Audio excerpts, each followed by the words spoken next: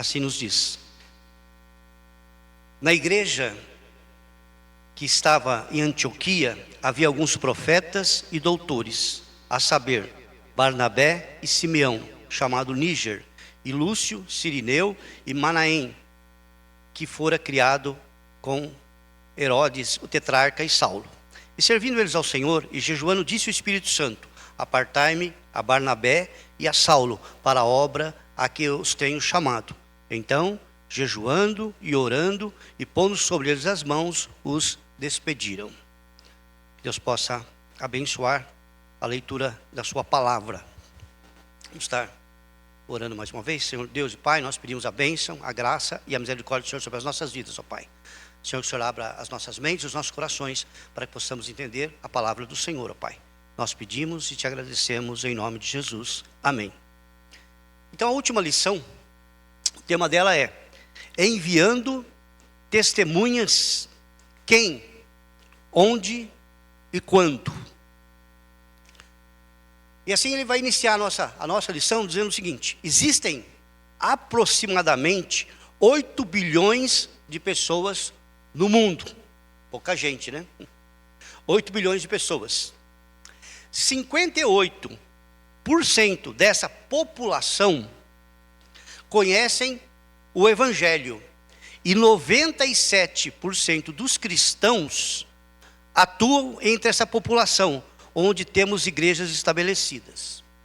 Estima-se que cerca de 3 bilhões de pessoas, ou 42% da população mundial, ainda não foram alcançadas pelo Evangelho. Isso significa que essas pessoas não tiveram acesso à mensagem de Jesus Cristo, seja através de testemunhos pessoais, literatura cristã ou outras formas de evangelização. Existem apenas 3% de missionários trabalhando nessa população. Então vamos entender. O mundo tem praticamente 8 bilhões de pessoas, de seres humanos, aí vivendo sobre o planeta Terra. 58% dessa população, né, conhecem o Evangelho. São países que já foram evangelizados, são povos que já foram evangelizados. E nessa população existe 97% dos missionários estão trabalhando com 58% da população. Então resta o quê?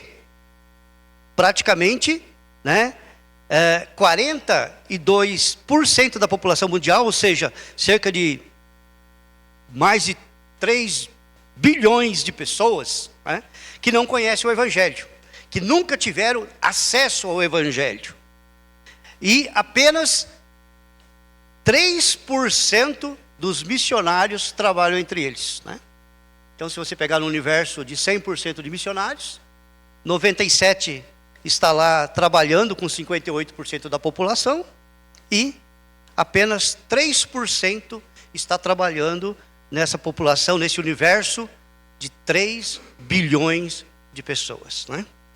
A gente se assusta com esses números, porque são estatísticos. Aí nós vamos pensar, será que Deus, Ele vocacionou 97% dos obreiros para trabalhar com um pouco mais de 50% da população? E vocacionou apenas 3% para trabalhar com um pouco menos de 50% da população? Será que Deus errou? Será que quando a gente fala em povos não alcançados, Deus só vocacionou 3% da população? E aí nós começamos, pensando dentro da nossa lição, a primeiro tópico. Quem são as testemunhas? Jesus disse: ide por todo o mundo e pregue o Evangelho a toda criatura. Aqui interessante, que a melhor tradução do grego, aí onde aparece essa palavra ide, não é ide, é indo. Porque o ser humano, ele está em constante movimento. Nós estamos sempre indo. Nós não somos parados, nós não somos estáticos. Nós estamos sempre indo.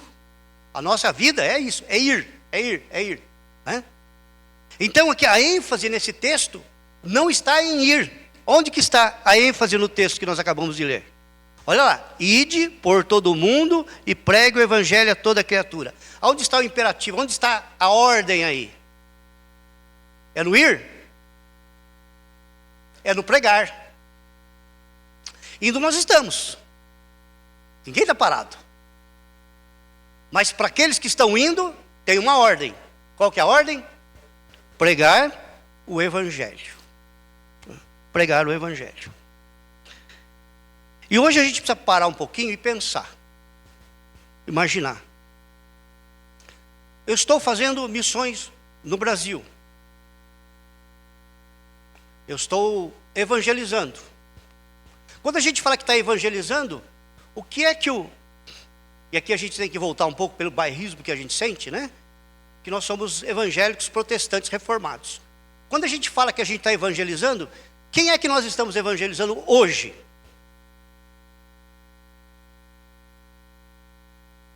Quem é que nós evangelizamos hoje? Vamos colocar no contexto do Brasil. Quem é que nós estamos evangelizando? Pessoas que já foram evangelizadas. São católicos, são espíritas, são crentes, mas pessoas que já tiveram acesso ao evangelho. Essas pessoas já conhecem o evangelho.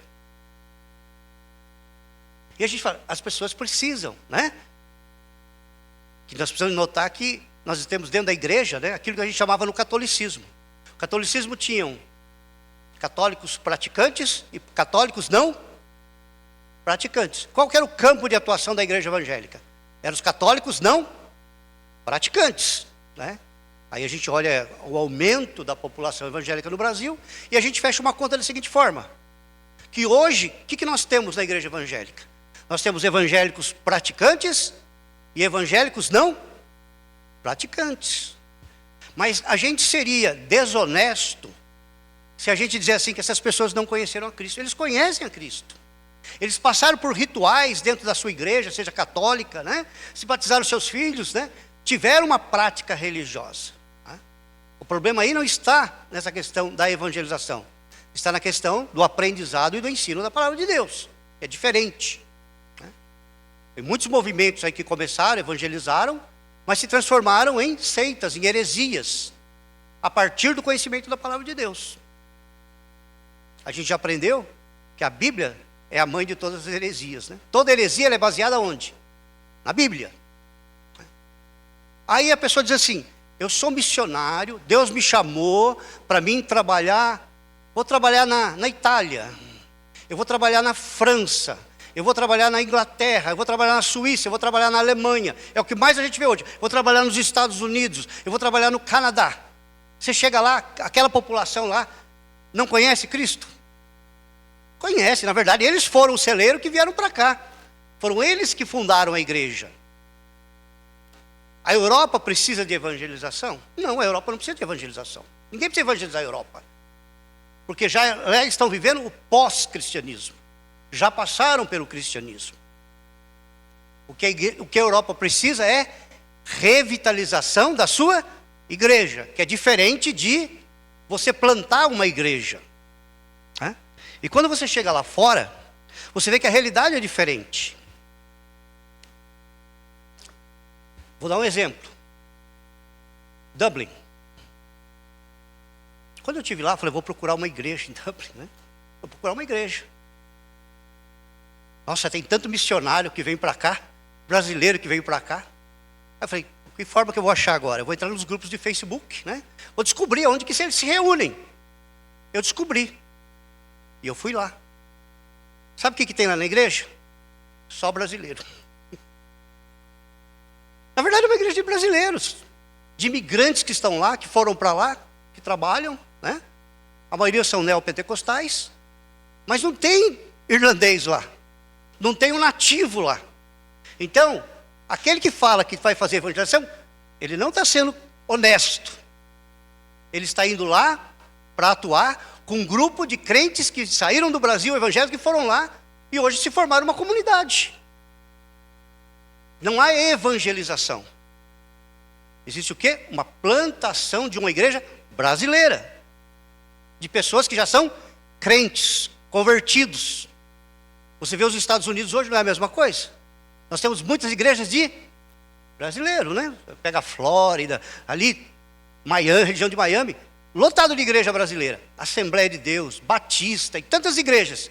Mas são igrejas de brasileiros. Estão lá para dar assistência aos brasileiros que moram ali. Então, uma coisa que a gente tem que diferenciar é plantação de igrejas, que essa sim é ligado à evangelização, é começar do zero. E revitalização da igreja. Então, quando a gente vê assim, eu fui chamado por Deus para ir para tal país da Europa ou dos Estados Unidos. Você não está indo fazer missão. Você não está evangelizando aquelas pessoas. Você está lá, um grupo de pessoas que já existem, né, lá. E quando você olha a história da igreja, por exemplo, a igreja de Agudos, vamos pegar a igreja de Agudos, né? Quando você chega lá e você vai ler a história da igreja, você vai ver o que é plantação de igreja. Não, Lençóis veio e plantou a igreja de Agudos. A igreja de Agudos pegou e plantou igrejas em todos os lugares conhecidos, né? Abriu congregação em Buribi, abriu congregação em Piratininga, abriu congregação em Bauru, abriu congregação em Avaí, abriu congregação em Arealva, em Iacanga, em Bitinga, e foi subindo ao noroeste, né? Abriu em Presidente Alves, em Avaí, ali em São Luís do Guaricanga, né? Uma cidade pequenininha com 2 igrejas, primeira e segunda igreja lá, né? E você vai subindo, né? Em Linz, e não abriram igreja em Linz, porque lá tinha o Instituto Metodista Americano, já tinha os metodistas trabalhando, e foi subindo, chegando até Araçatuba, vai chegando, subindo. Mas começava do zero. Como é que nós queremos plantar a igreja hoje? Quando a gente fala em plantar a igreja, o que é a primeira coisa que a gente faz?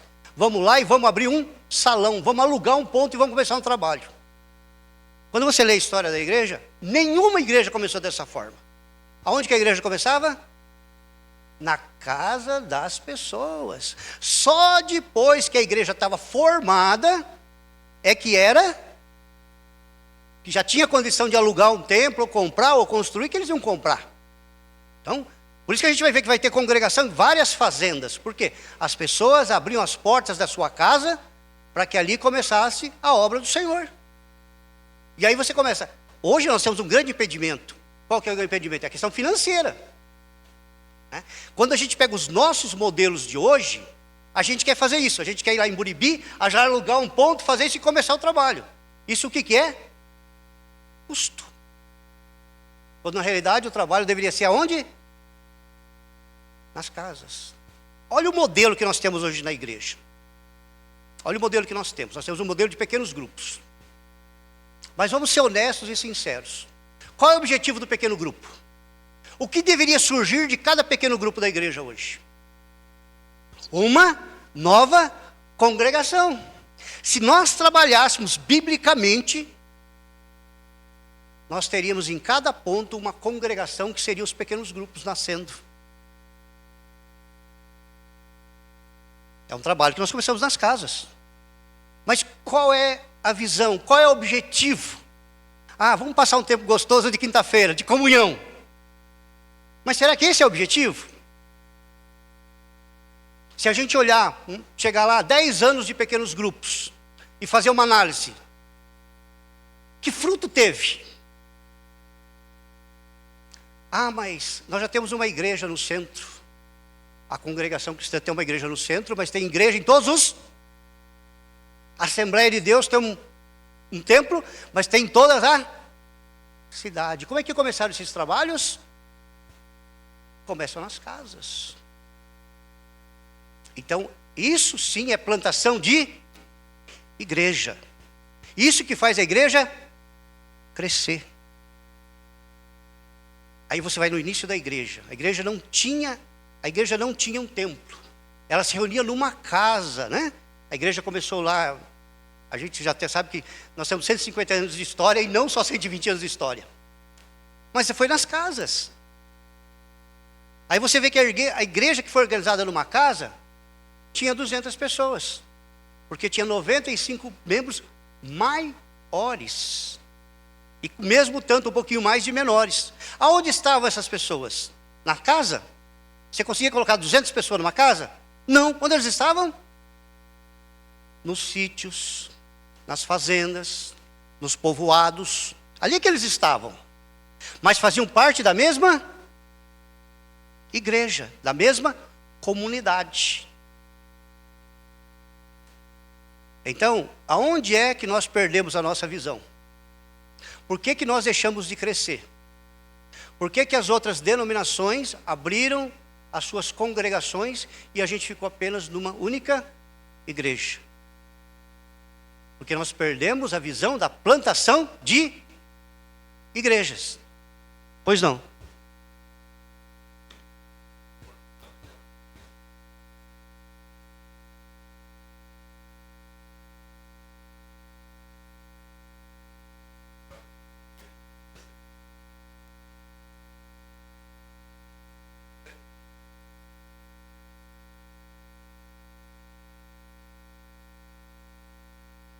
Sim.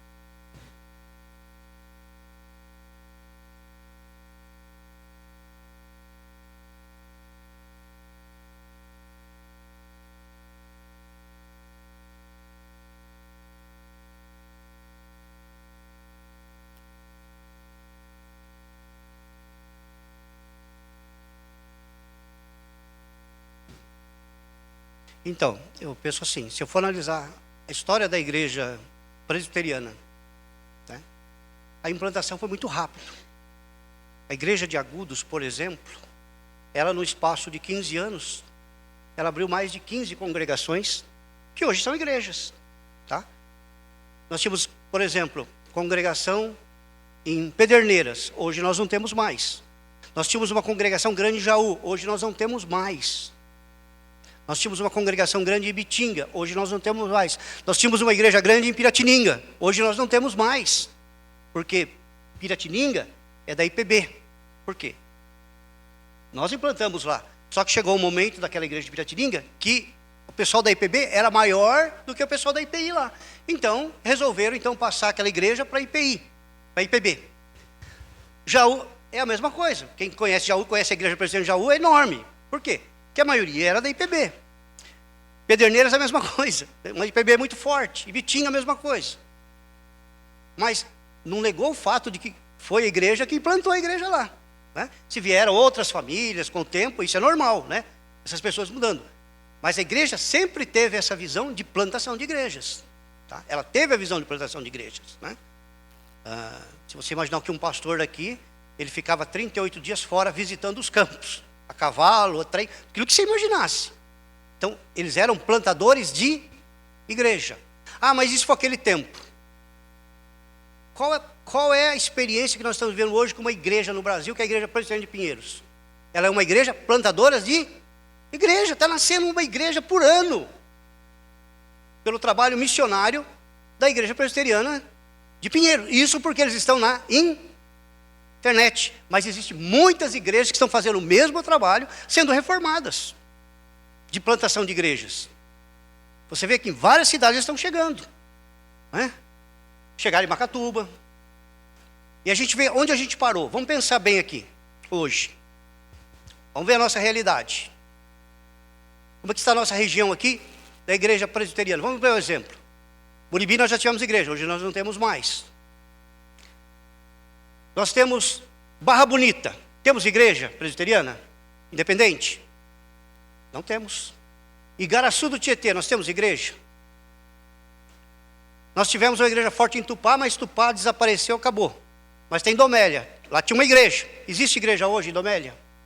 Aí, ali as pessoas que saíram de Domélia, ali aquela região, Uns foram para Paulistânia, outros foram para Cabralha Paulista. Existe igreja em Paulistânia? Existe igreja em Cabralha Paulista? Se a gente olhar a nossa região aqui, a gente forma um presbitério. Mas qual é a visão que nós temos hoje? Nós temos que ter dinheiro para ir lá em Cabralha, alugar um salão e começar o trabalho. Mas qual era a visão que eles tinham? Era essa? Não. Você começava onde? Nas famílias, nas casas. E ali, quando a igreja já tinha condição, nós somos exemplo disso de Macatuba. Quantos anos a igreja de Macatuba ficou na casa do Osmar? Quantos anos, né? Muitos anos, numa casa.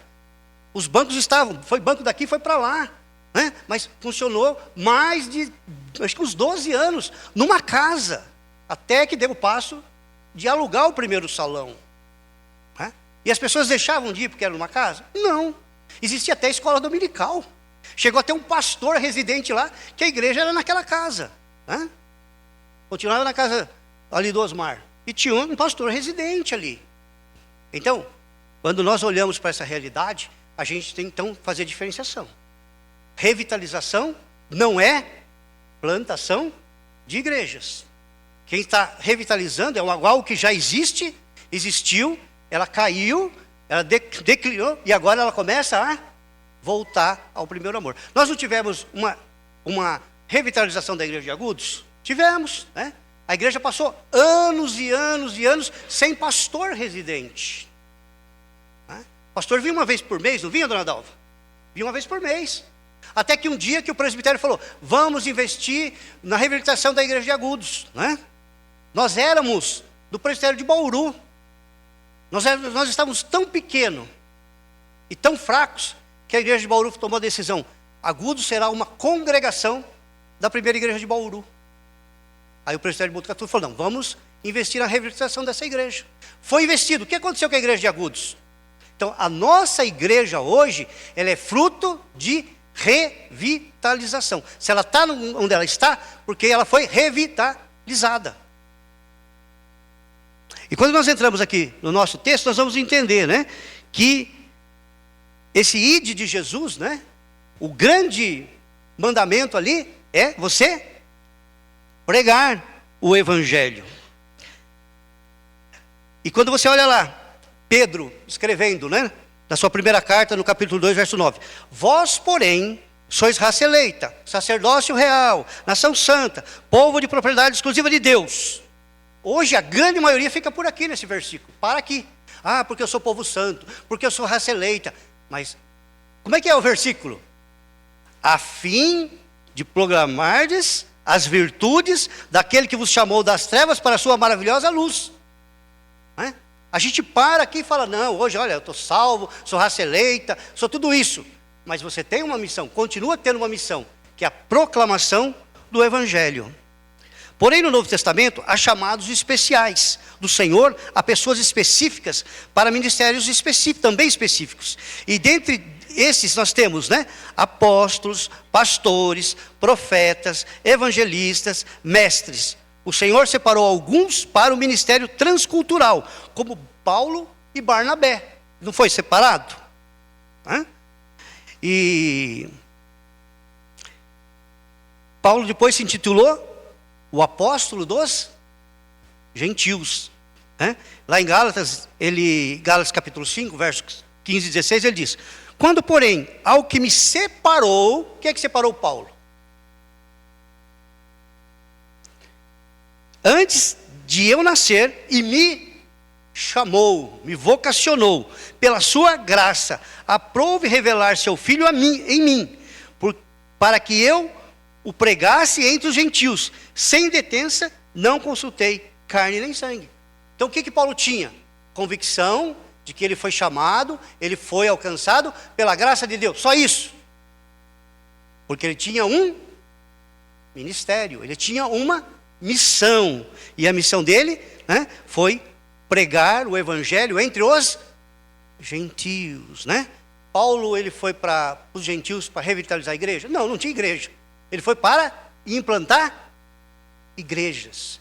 E ele implantava a igreja, deixava a igreja funcionando com os seus oficiais, e assim ia seguindo. E assim ele implantava essas igrejas.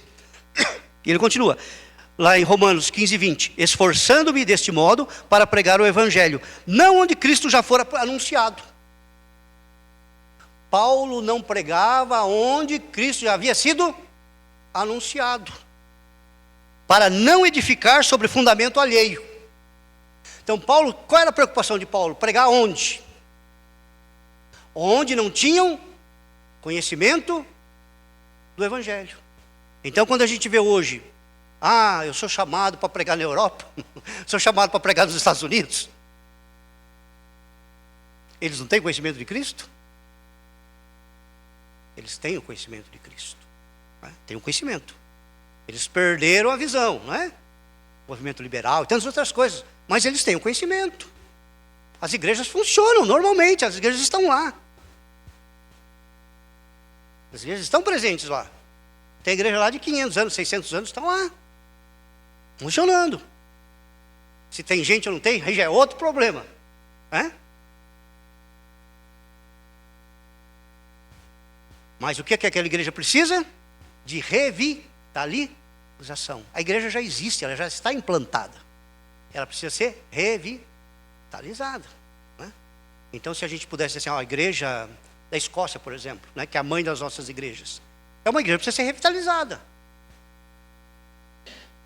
Então, a igreja brasileira pode mudar a história? Pode. Ela pode mandar pessoal para lá para revitalizar aquela igreja, mas não trabalhar a parte da igreja, trabalhar com aquela igreja para ela ser revitalizada, né? Mas aí a gente vai correndo um pouco aqui e a gente vai percebendo, né, que Paulo fala exatamente isso. Portanto, é certo que como o Senhor chama e vocaciona pastores para cuidarem do seu rebanho, também chama e vocaciona evangelistas para plantarem igrejas, seja aqui ou nos confins da terra. Aí fica um questionamento. Hoje, todo mundo que a gente vê na igreja hoje é vocacionado para o pastorado. Dificilmente a gente vê gente vocacionada para o evangelismo. Tal ponto que me parece que nem existe mais os centros de treinamentos missionários na igreja. Por quê? Porque não há vocação evangelística. Será que o Espírito Santo mudou? E hoje ele só levanta pastores, mestres, e não levanta mais evangelistas? O Espírito Santo continua o mesmo, ele não muda. Ele não muda. E a gente vai, nesse estudo, perceber exatamente isso, né? Como as testemunhas serão reconhecidas. Um problema básico e sério da igreja do Senhor é reconhecermos os que realmente estão sendo chamados. Vejamos o exemplo da igreja de Antioquia. O texto básico que nós lemos. Havia na igreja de Antioquia profetas e mestres: Barnabé, Simeão, por sobrenome Níger, Lúcio de Cirene, Manaém, Colácio de Herodes, o tetrarca, e Saulo. E, servindo eles ao Senhor e jejuando, disse o Espírito Santo: separai-me agora Barnabé e Saulo para a obra que os tenho chamado. Quem vocacionou? Quem chamou? O Espírito Santo de Deus vocacionou Paulo, né? Paulo escreveu suas cartas, Paulo implantou as igrejas, Paulo e Barnabé, né, fizeram esse trabalho maravilhoso ali. O que faziam, né? E aí? E jejuando de Espírito Santo: separai-me agora Barnabé e Saulo para a obra que eu sei chamado. Então, jejuando e orando e impondo-lhes as mãos, os despediram. O que faziam eles para serem reconhecidos pela igreja como homens dignos de serem enviados? Primeira coisa, para a igreja enviar alguém, seja para um seminário, seja para um centro evangelístico, seja para onde for, tem um requisito. Por que eles foram reconhecidos? O que eles faziam na igreja? O que eles faziam na igreja? Está no texto. Eles serviam. Eles serviam a igreja. lá no Novo Testamento, né, há pelo menos 3 formas de servir. Primeiro é a palavra diáconos, né, que é traduzida como serviço, né, ali do grego, que é o serviço à comunidade, a comunidade cristã, mas também é o serviço social dentro e fora da igreja. Quem foi o primeiro diácono da igreja? Vamos relembrar? Estevão, né? Que era diácono, servia. Como doulos, a palavra doulos, né? Pode ser traduzida ali como escravo, né? Então, era aquele serviço diretamente ao Senhor. Pessoas que eram consagradas ao Senhor, que se dedicavam inteiramente ao Senhor. E havia os leitorgos, né? Que eram aqueles que cuidavam do serviço litúrgico, ligado ao culto, à edificação da igreja, ou à vida devocional, né? Aqueles que pregavam, né? Aqueles que estavam em constante oração, aqueles que dirigiam os cultos, aqueles que traziam mensagem que edificavam a igreja, né? Eram pessoas que serviam. Então eles serviam como diáconos, eles serviam se consagrando a Deus, e eles serviam no serviço ali de alimentação, edificação espiritual da igreja. Então dessa forma, né, Paulo e Barnabé serviam. E quais as características dos chamados, dos vocacionados, né? Então, se alguém realmente falar, eu sou chamado, eu sou vocacionado, pelo menos aqui no texto, na revista ele dá 3 características. O vocacionado, ele precisa servir. Primeira coisa, se ele não serve na igreja local, como ele vai servir depois? Porque vamos lembrar, seminário não forma pastor. Quem forma pastor é a igreja. Seminário forma o quê? Teólogo. Quem forma pastor é a igreja. É o trabalho do dia a dia, né? Aquele que sente vocacionado, a igreja envia, examina, e envia para o seminário para ele fazer um curso o quê? Teológico. Quando ele volta o quê? Teólogo. Aí o presbitério, a igreja vai se reunir novamente para ver se vai ordenar. Porque se ele mantém as características de um vocacionado. Porque tem muito teólogo que não é vocacionado. Fez teologia, como podia ter feito engenharia, filosofia e outras coisas. Ele precisa ser vocacionado. Então, a primeira característica é aquele que serve. Se ele não servir na igreja, ele não serve para ser pastor. Ele vai tomar lugar de outro que poderia estar desenvolvendo um grande trabalho. Segunda, ser santo. Ter uma vida de santidade. O que é ser santo? O que é santo? Santo é ser separado. Então, aquelas pessoas, a igreja viu naqueles homens que eles serviam e que eram santos.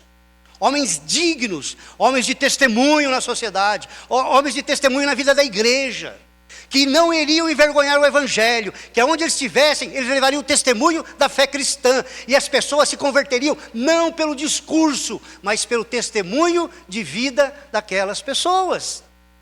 Olhariam e falariam, ali está um verdadeiro cristão, um verdadeiro vocacionado por Deus, uma pessoa santa. E o terceiro, eram que pessoas abençoadoras. A sua vida era bênção na vida da igreja, bênção na vida da comunidade. Quantas vezes a gente vê essa experiência? Aquele irmão, aquela irmã é uma bênção na vida da igreja. Então essas características, né? Você é vocacionado? Você tem que servir, você tem que ser santo, e você tem que ser uma pessoa abençoadora, que abençoa a sua comunidade, seja a comunidade eclesiológica, né, a igreja, ou a sociedade que nós estamos inserindo. Não é a igreja que chama para o serviço, não é a igreja que vocaciona. Quem vocaciona é o Espírito Santo de Deus. É Ele que vocaciona, não é a igreja. Aquela pessoa, olha que pessoa legal, fala muito bem, olha, ele daria um ótimo pastor. Se não for vocacionado, vai dar um péssimo pastor, porque precisa de vocação. Vocação. E vocação é renúncia. É renúncia. Vocação é entrar, mergulhar no ministério, é ter sua vida no ministério, é o dia a dia, é a labuta, é o trabalho pastoral, é o trabalho de cuidado, que não é um trabalho, vou trabalhar no meu horário de trabalho, eu só sou pastor das 8, paro ali ao meio-dia, volto às 14 horas, depois das 18 horas eu encerro o meu trabalho. Isso é o quê? Isso é profissão. Pastorado não é profissão, pastorado é chamado. E quem é chamado, serve. Quem é chamado, é digno. E quem é chamado, abençoa o local onde ele está.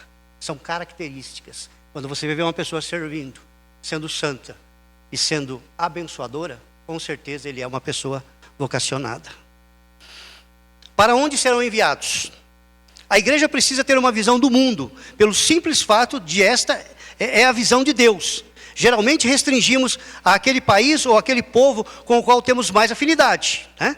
Não podemos hoje, né, dizer assim, ter apenas visão da Ásia ou da África. Precisamos ter a visão do mundo. O chamado, o vocacionado para a obra evangelística, ele tem que ter a visão do mundo. Não é aonde ele quer, é aonde Deus o quer, aonde Deus o envia, né? Mas está todo mundo indo para o aeroporto de Guarulhos e pegando avião para os Estados Unidos, para a Europa, né? Mas tem lugares aí que ninguém quer ir, ninguém quer saber, nem de ouvir falar, né? Nós temos tantos lugares aí. Precisamos ter visão do mundo, buscando sempre as novas fronteiras, os povos ainda não ocultos, os grupos de resistência e os bolsões ainda intocados pelo Evangelho. Precisamos alcançar até o último povo. Aí a gente ouve, Jesus vai voltar. Olha, você viu o negócio da guerra? Jesus está voltando. Está nada, não vai voltar. Porque ainda falta 42% da população para ser alcançada pelo Evangelho. São povos não alcançados. Cerca de 3 bilhões de seres humanos que ainda não ouviram o Evangelho. E eles precisam ouvir ou não precisam? Precisam ouvir. Então para de falar que Jesus está voltando. Jesus vai voltar a hora que a igreja, se dispor a alcançar esses 3 bilhões de pessoas. 42% da população mundial. Olha que nós estamos falando quase da metade. Que nunca ouviram do Evangelho. Não estou dizendo que países que já passaram. Não. Pessoas que nunca ouviram do Evangelho. Nunca receberam uma literatura. Nunca tiveram acesso a qualquer conteúdo cristão na sua vida, né? Existem 8.000 povos não alcançados, espalhados pelo mundo. Paulo expõe de forma clara esse dilema. Porque todo aquele que invocar o nome do Senhor será salvo. Não é verdade? Todo aquele que invocar o nome do Senhor será. Quando você faz sua pública profissão de fé, o que você faz? Você invoca o nome do Senhor. Mas aí, Paulo diz, como porém invocarão aquele em quem não creram? Como? E como crerão naquele de quem nada ouviram? E como ouvirão se não há quem pregue? E como pregarão se não forem enviados? Como está escrito, quão formosos são os pés dos que anunciam coisas boas. Romanos 10, 13 a 15.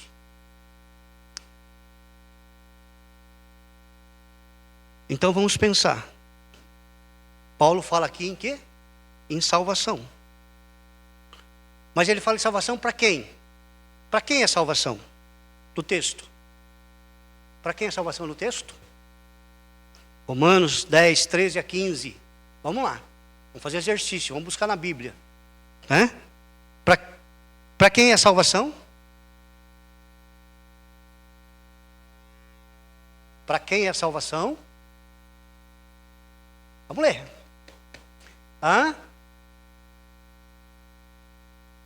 No texto. Vamos falar no texto. Romanos 10, 13 e 15.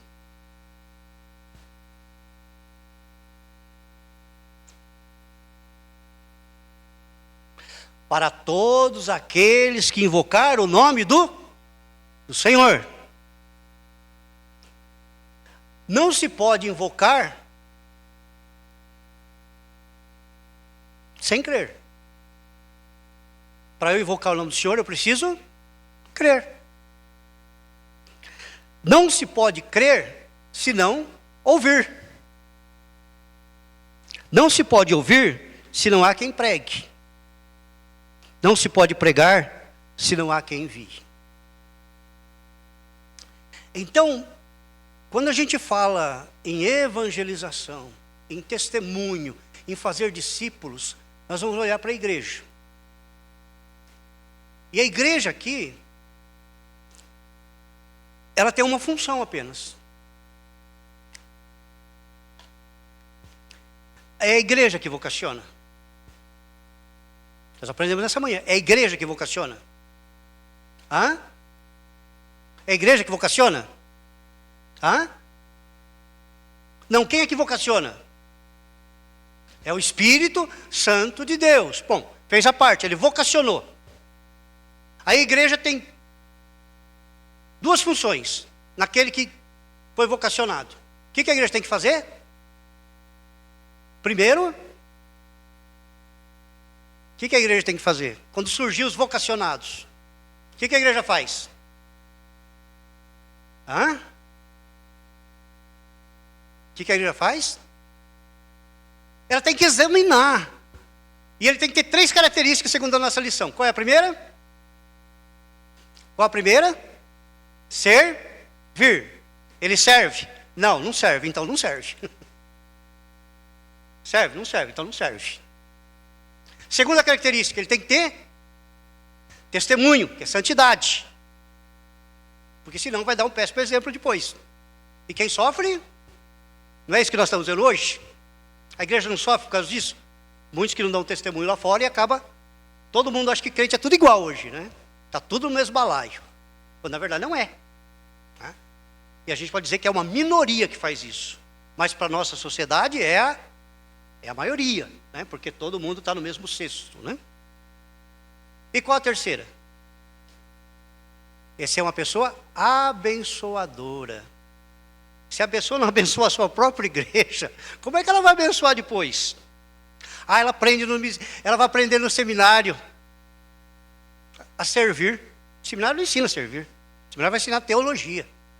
O seminário não vai ensinar ser santo. Ser santo você vai aprender na vida cristã, desde que você se converteu. E é um processo que começa na conversão e termina quando? Quando termina o processo de santificação nosso? No dia que a gente bater com as botas, né? Porque tanto é um processo. Não para. Cada dia a gente... Né? O ser humano é assim. Nós somos seres humanos. Erramos aqui, levantamos aqui, pedimos perdão para Deus, consertamos a nossa vida, mas nós estamos sempre em processo de santificação. Por isso que você chega num culto de domingo à noite, existe um momento do quê? Da oração silenciosa, porque você vai olhar para a sua semana e você vai refletir nos erros, né? Oração silenciosa não é para a gente ficar ouvindo o Ministério do Louvor cantar, é para orar. É para olhar para dentro de você, é para olhar para o seu coração, é para você ver o seu avesso, ver suas obras, suas práticas, suas palavras, né? O seu pensamento. É para isso que serve esse momento. É o momento de buscarmos a nossa santificação. E o que a Bíblia diz? Sem santificação ninguém verá Deus. A santificação é uma das grandes doutrinas da fé reformada, né? A santificação. Então, santificação se aprende aonde? Na igreja, no nosso dia a dia, no convívio com os nossos irmãos. E o último é ser abençoado, abençoar as pessoas, ser um abençoador. O seminário também não vai ser abençoador, porque abençoador já é uma característica nata do vocacionado. Ele já tem, né? Ele não vai lá para aprender a servir. Ele não vai lá, né, para poder ser abençoador. Ele não vai lá para aprender santidade. Isso ele já tem que ter. Ele já tem que ter. E viver isso no dia a dia. Então, a gente entrando para esse lado, né, fechando essa lição, fechando esse ciclo de lição, de sermos testemunhas, chamados por Deus, de testemunharmos o Evangelho. Agora, o Deus que chama para a pessoa ir para a Índia, né? para a África, né? Infelizmente, são poucas pessoas, né? São só os 3% que vão para esses lugares. Os 97% estão indo para a Europa, para os Estados Unidos, para o Canadá, né? Os países de primeiro mundo. 3% está indo para a Índia, está indo para a Somália, está indo para o Sudão, está indo para o Níger, os países mais pobres, né? Para a Eritreia, e tantos países pobres que existem no mundo. Pessoas que, né? E eu já vi missionários dizer assim, mas se for para mim passar pobreza, eu prefiro ficar aqui no Brasil mesmo. É vocacionado? Não, não é vocacionado. Vocacionado é aquele que faz que nem Paulo e Barnabé, né? Então eu disse que a primeira função da igreja é reconhecer os vocacionados. E qual é a segunda função da igreja? Então vamos lá, o Espírito Santo vocaciona. A igreja reconhece. E o que a igreja faz depois? Ela envia. Impondo as mãos, os enviou. O missionário, ele vai com a bênção da sua igreja. Ele vai com a bênção do seu pastor. Ele é abençoado para aquele trabalho. Então que nós possamos rever. Porque todos nós somos testemunhas. O ide e pregai não é apenas para aqueles que são vocacionados, mas são para todos nós. Então essa é a nossa missão. Que o Senhor Deus nos ajude e nos inspire. E que sejamos verdadeiramente testemunhas do Senhor. E façamos a obra do Senhor, aonde Ele nos colocou e para onde Ele está nos mandando. Mas sempre sobre a orientação do Santo Espírito de Deus. Amém?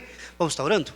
Pai, nós te agradecemos, ó Deus, por essa revista que nós estudamos no decorrer desses meses, ó Pai. Sabemos que ela foi bênção nas nossas vidas, ó Pai. E que ela venha trazer e causar transformação na vida da tua igreja, ó Pai. Obrigado por cada pastor que escreveu essas lições, pela vida deles, ó Pai. Principalmente, Senhor, por essas últimas lições do pastor Ronaldo Lidório, Pai. Que passou por um problema tão sério, Pai, de enfermidade. Mas o Senhor o restaurou, Pai. Que o Senhor continue abençoando esta vida, Pai. E abençoa a vida da igreja. Abençoa os vocacionados, ó Pai. Para que eles possam, diante de tantos problemas e tantas dificuldades, eles possam continuar no seu ministério, Pai. Nós te pedimos e te agradecemos em nome de Jesus. Amém.